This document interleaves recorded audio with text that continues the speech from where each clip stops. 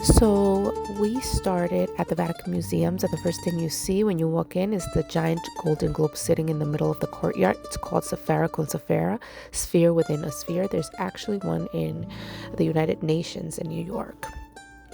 Then, once inside the museums, you move through these incredible halls filled with ancient Roman and Greek sculptures, full body statues, things that are literally thousands of years old, just sitting there. And yes, it is packed with people. Anyways, you can comment Vatican below in the comment area, and I'll send you exactly where I booked my tickets and the best time to arrive.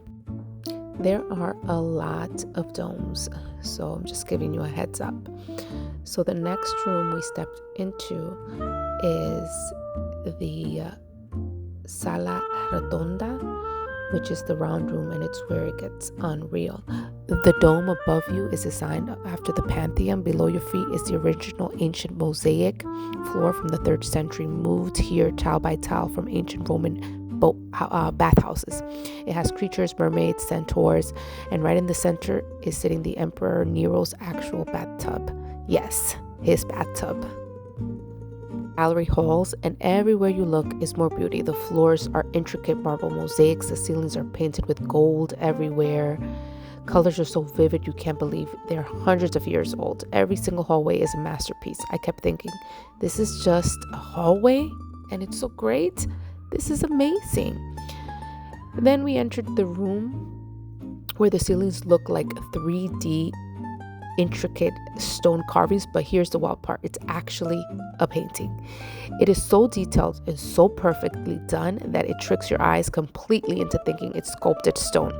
The talent of these artists from hundreds of years ago is honestly humbling. I'll let you just look at these. Look at that. It looks 3D, and in person it looks even more phenomenal. Look at that. Amazing. And then the gallery of maps. I don't have enough words. The ceilings alone is worth the entire trip. 40 detailed maps of Italy painted directly onto the walls and ceilings in the 1500s. I remember just standing here with my kids and saying, no words, because there are no words. That is amazing. Look at those ceilings. Look at those maps. It's insane. Truly flabbergasting. We moved through a few more incredible rooms heading toward the Sistine Chapel, and just so you know, no photography is allowed inside, but I'll tell you this, nothing prepares you for it. From the museums, we walked into St. Peter's Square, and right in the center you'll see the massive Egyptian obelisk. It's about 4,500 years old. The Basilica exterior alone will stop you in your tracks. It's amazing. They were going to have some type of event, so that's why they had all those chairs there.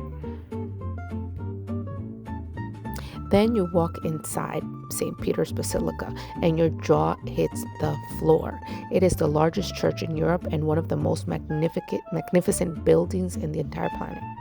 The space inside is absolutely massive. It makes you feel tiny in the best possible way. What most people don't realize is that this basilica took 219 years to build, 31 popes and 10 architects, generations of people dedicating their entire lives to one building they would never see completed. Every inch of this place is covered in art, mosaics, sculptures. Michelangelo's himself designed that dome above you.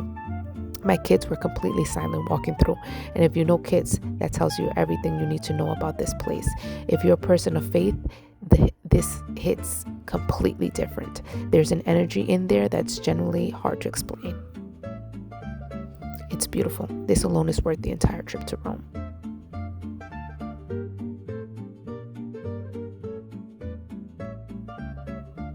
After the Basilica, we headed to the Roman Forum, and this is where ancient Rome actually happened. Not a recreation, not a museum, the actual place. The Senate met right here. Julius Caesar walked these exact roads. Emperors gave speeches on these grounds to thousands of people. What's left today are ruins, but standing among them with a good guide brings everything to life.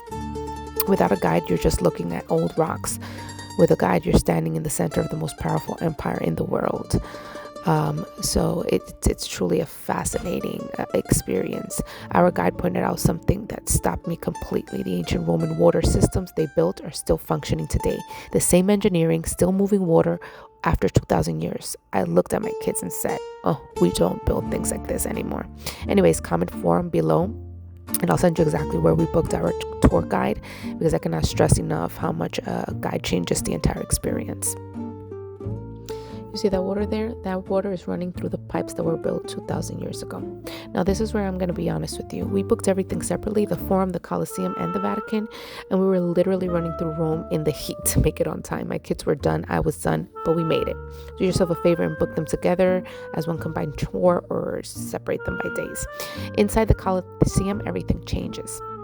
Standing on the floor, knowing gladiators fought and died right where you are standing, with 80,000 people watching from these exact seats, it gave us chills. Comment Colosseum below and I'll send you exactly where I booked and how to combine it with the Forum. This was truly amazing. It left the whole entire family flabbergasted. And there are things and details here that you will only enjoy in person. Our final stop was here in the town of Trastevere.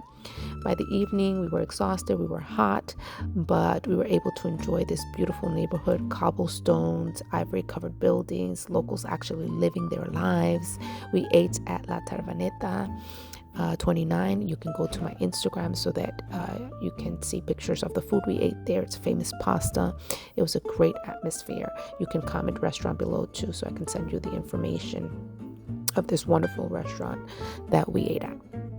Finally, I decided to walk to the Trevi Fountain at 5 o'clock in the morning, and I snuck by alone because we had a flight and there was absolutely no way I was leaving Rome without visiting the Trevi Fountain. I walked through the empty streets in the dark and arrived just as the sun was coming up.